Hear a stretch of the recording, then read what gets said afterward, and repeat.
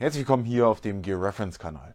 In der heutigen Folge geht es mal um ein Ausrüstungsstück der Bundeswehr und zwar um eine Kampfmittelweste. Und das ist die Multifunktionsweste, wie sie hier zu sehen ist, in der Ausführung, wie sie ab 2001 eingeführt wurde. 2001 wurde diese Weste produziert von Heim. Das ist diese hier. Und ab 2002 gab es die dann nochmal von Schleswiger Tauwerke und parallel auch von der Firma Heim, die dann die Masse dieser Westen hergestellt hat. Dieses Westenmodell ist das berühmteste Modell in der Reihe der sogenannten Mosquito KSK-Westen, wie die umgangssprachlich gerne mal bezeichnet werden und die man einfach am häufigsten zu Gesicht bekommen hat. Im Einsatz war diese Weste oder dieses Westenmodell primär bei dem Kommando Spezialkräfte der Bundeswehr, den Kampfschimmern, Fernspähkräften und Fallschirmjägern. Diese Weste hier zu sehen, ist eine extrem stark persönlich modifizierte Version, die ich irgendwann mal so bekommen habe. Hat ein paar super coole Features, auf die gehen wir diesmal aber nicht drauf ein, sondern wir gucken uns gleich das komplett gleiche Modell von der Firma Schleswiger Tauwerke an. Die einzigen Unterschiede bei diesen Westen sind, dass beide Hersteller ein paar unterschiedliche Materialien in der Verarbeitung verwendet haben. Zum Beispiel Netzmaterial ist bei Heim grobmaschiger als bei der von Schleswiger Tauwerke und auch anderes Klett wurde benutzt und so ein paar andere kleine Details gibt es auch noch, die aber nicht so wichtig sind. Dann schauen wir uns einmal die linke Hälfte der Weste im Detail an. Wir haben hier die zwei Doppel G36 bzw. Doppel G3 Magazintaschen. Diese werden mit dem sogenannten Spanish Buckle, so kenne ich die, spanischer Verschluss, geöffnet und dann wieder geschlossen und zusätzlich oder eben mit Klett. Kann ich natürlich auch nur mit Klett schließen und den hier offen lassen, wegstecken, wie auch immer. Hier ist natürlich das Klett deutlich in Mitleidenschaft gezogen, deswegen verhält das hier nicht mehr so gut, aber das ist der Gedanke dabei.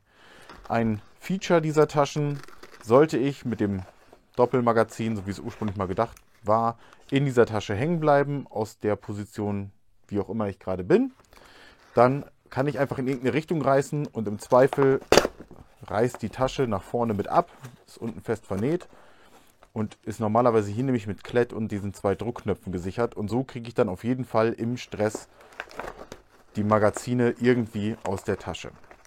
Wir haben es gerade schon gesehen, hier ist noch ein Gummiband. Das hat folgende Bewandtnis, das habe ich hier schon mal gemacht, und zwar einfach die Magazintasche hier durchgeschlauft. Und so kriege ich die Tasche mittels des Gummibandes komprimiert. Die ist so immerhin immer noch genauso nutzbar.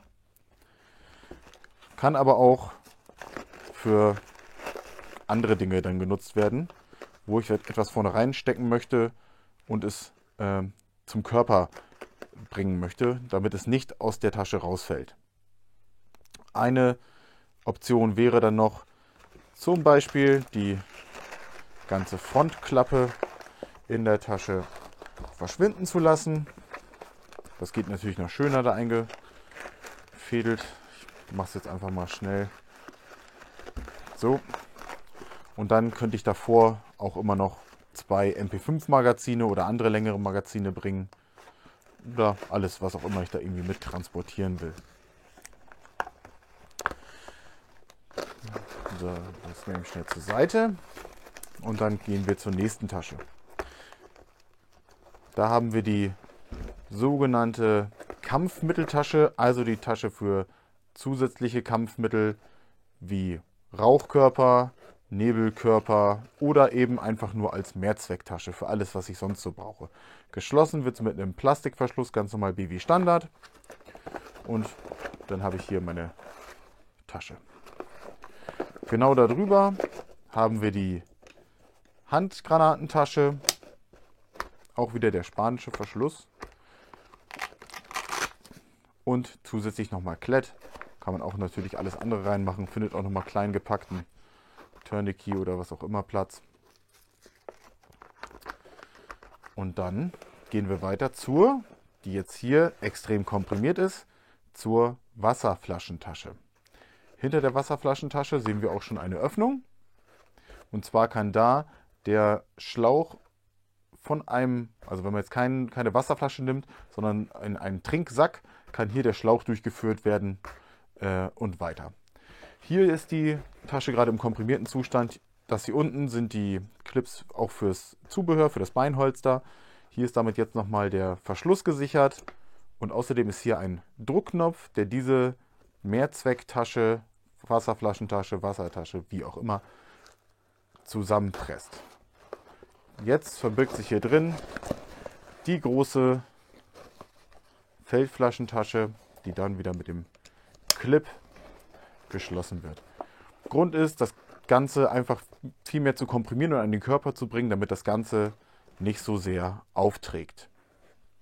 Und dann kommen wir zu dem besonderen Feature auf der linken Seite, und zwar das Holster. Wieder nur der Plastikverschluss. Hier kommt das Holster rein. In das Holster kommt die Pistole rein oder eine Signalpistole zum Beispiel bei der Bundeswehr, und die P8 passt natürlich auch.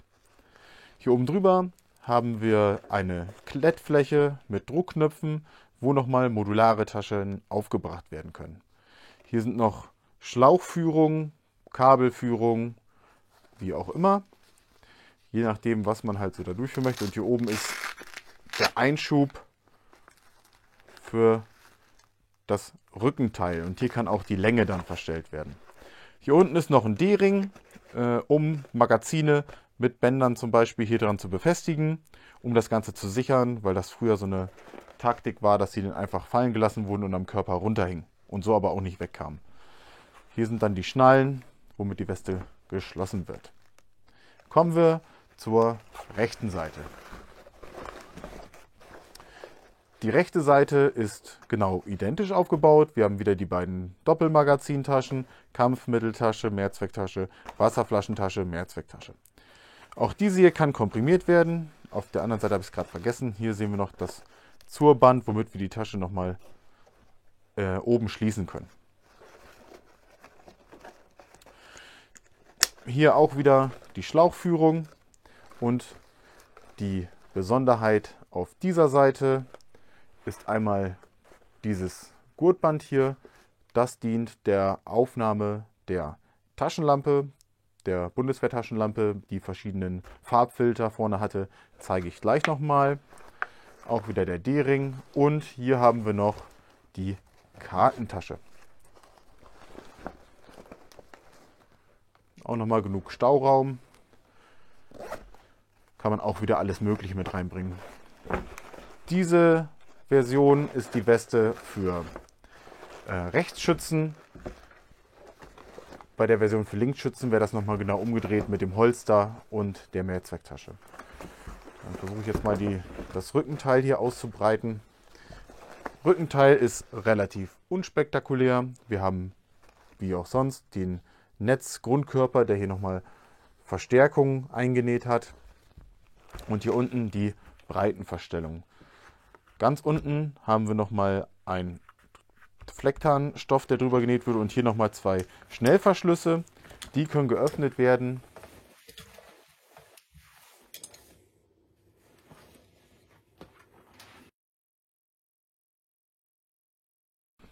Dann kommt der Beckengurt unten durch und die Kampfmittelweste liegt oben drüber. Auf der Innenseite haben wir nochmal Klett und wie auf allen einzelnen Komponenten auch ein Label. Hier Schleswiger Tauwerke 08 2002, das Herstellungsjahr und der Monat. Die Klettfläche ist für den Belt, das gucken wir uns gleich an. Jetzt in der Innenansicht, wenn wir den Gürtel befestigen, sehen wir auch nochmal die einzelnen Label der einzelnen Teile. Wir haben das Rückenteil, Westenteil links und Westenteil rechts. Und hier sehen wir noch ein besonderes Feature, und zwar die ausklappbaren Adapterpanel für das Koppeltragesystem. Jetzt haben wir hier einmal den Belt. Der wird mit der Klettfläche aufgeklettet und dann durch die Weste geschlauft und kann dann vorne ganz normal geschlossen werden.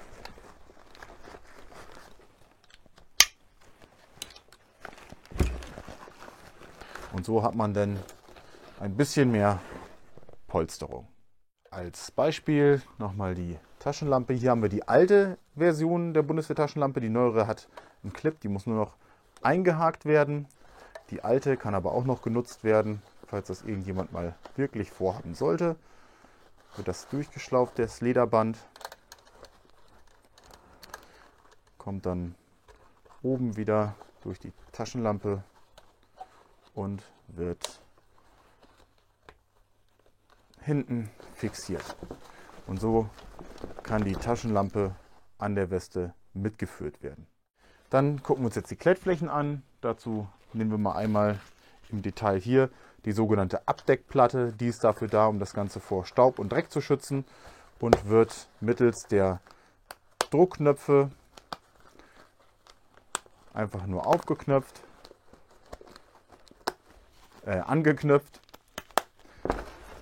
Und dann sieht das Ganze so aus. Wenn ich jetzt eine Tasche nutzen möchte,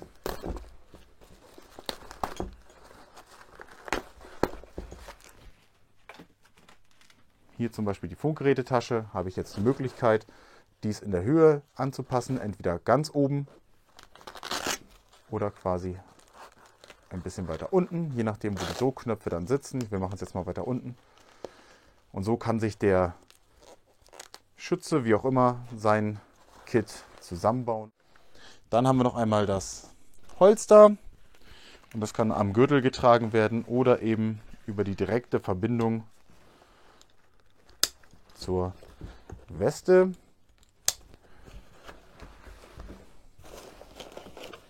Und hängt dann gegebenenfalls so am Bein.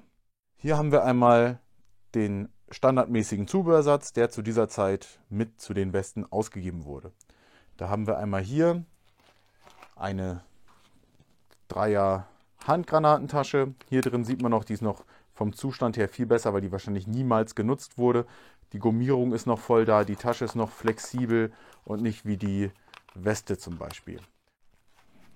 Dann haben wir die 2 Abdeckplatten, natürlich für links und rechts, um die Klettflächen vor Staub und Dreck zu schützen. Dann haben wir 2 Mehrzwecktaschen.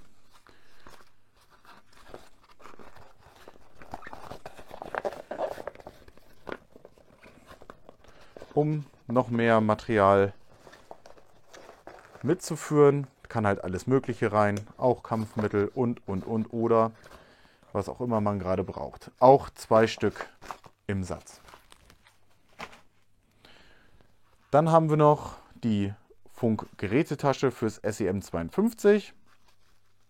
Vorne ist noch ein Halter für einen Stift oder ähnliches. Hier ist noch ein kleines Batteriefach. Und das Ganze wird dann gehalten durch die aufgekletteten Gurte, wird auseinandergeklettet, Funkgerät dazwischen, hiermit nochmal kann es fixiert werden. Und hier vorne sind noch ein paar Gummibänder, um was auch immer noch dazwischen zu stecken, was man vielleicht gerade braucht. Dann haben wir den Hüftgurt, der wird von inneren durch die Weste geschlauft. Und hinten auf dem Rücken haben wir ja gesehen, die Klettfläche, wo das Ganze nochmal dagegen kommt. Und das soll dann Gewicht auf die Hüfte bringen und einfach polstern. Und zu guter Letzt haben wir das Holster. Hier sehen wir nochmal die anderen Farben, das sieht man vielleicht auf dem Video. Von Heim. Die sind ja immer ein bisschen unterschiedlich. Und zwar haben wir 3 Magazintaschen, auch wieder die spanischen Verschlüsse. Und davor nochmal zur Komprimierung Gummibänder. Kann auch alles andere mit durchgeschoben werden. Oder wir machen die spanischen Verschlüsse auf, fixieren die oben im Gummi und können hier auch noch längere Magazine einführen. Oder hier nochmal hier hinter das Messer durchschieben und hier rein machen. Hat man auch öfter mal gesehen. Oder was man sonst eben noch so gerade braucht. Ansonsten hier das Holster. Klassisches Nylonholster, nichts Dolles. Hiermit wird die Breite oben eingestellt, je nachdem für welches Waffenmodell. Hier ist der Sicherungsknopf, den man dann entweder nach vorne schiebt, wenn man das dann hinkriegt, oder man kann es halt auch so öffnen und offen lassen. Die Pistole kommt dann hier rein. Und dann gibt es noch die zusätzliche Sicherung, hier auf dem Rücken festgeklettet. Der Deckel für das Holster und hier nochmal mit dem Standard BW Plastikverschluss verschlossen, um die Waffe gegen Herausfallen zu sichern, gerade bei Fallschirmsprüngen oder ähnlichen Geschichten. Hier sind einmal die Beingurte. Wir sehen schon eine riesige Fläche, die man sich da ans Bein bindet. Und wie vorhin gezeigt, hier sind die Gürtelschlaufen. Vorhin waren diese beiden Teile an der Weste fixiert. Die können aber einfach auf den Gürtel geschlauft werden und dann das Holster ganz normal als Beinholster getragen werden. Das war es soweit zum standardmäßigen Zubehör. Das war's dann wieder für heute mit einer Folge über die deutsche Multifunktionsweste, KSK-Weste, Moskito-Weste, whatever. Wenn es euch gefallen hat, lasst gerne ein Like da, kommentiert gerne, wenn ihr noch irgendwelche Anmerkungen habt, wenn ich was vergessen habe, wenn ihr noch Erfahrungen habt, gerne in die Kommentare. Aktiviert die Glocke, damit ihr immer über ein neues Video informiert werdet. Und dann sehen wir uns hoffentlich beim nächsten Mal. Vielen Dank fürs Zusehen.